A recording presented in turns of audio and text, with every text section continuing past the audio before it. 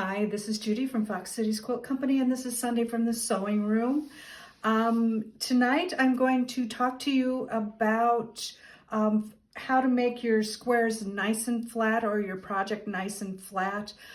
As a long arm quilter, I sometimes get projects from people that have like little lumps where a bunch of seams come together, and I'm going to show you on a 4-patch how to eliminate that lump. So it's really pretty easy. So I have done a whole bunch of 4 square patches here, just like you normally would, and I've put right sides together now, and sewn a 1/4 inch and nested the seams. So now if you see, you can see that if I were to just press this one way or the other, I would have quite the lump in the center, because that's where the 4 seams come together.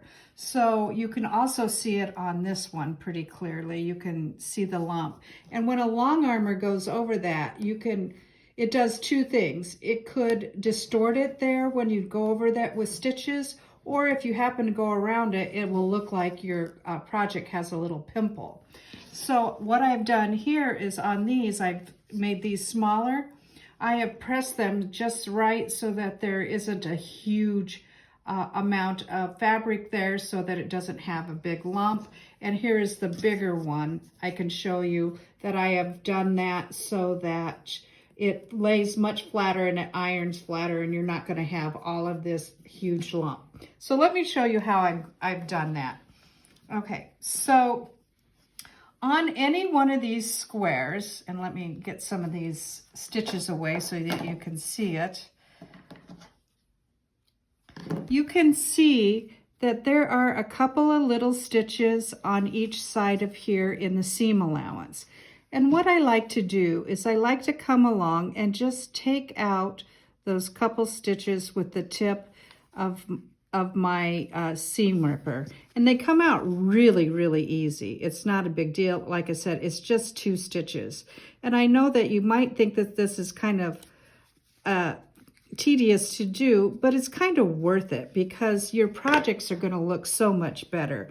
So typically, the better that you get at sewing your projects, the better that you want them to look. And this is just one of those steps to make them a little better. So now I've clipped those 2 stitches. So what I can do now is, and I'll show you what I've done here, is I took it to the iron, and when those 2 stitches are out, then I'm able to press this center seam open. And then we have so much less bulk in those 2 corners.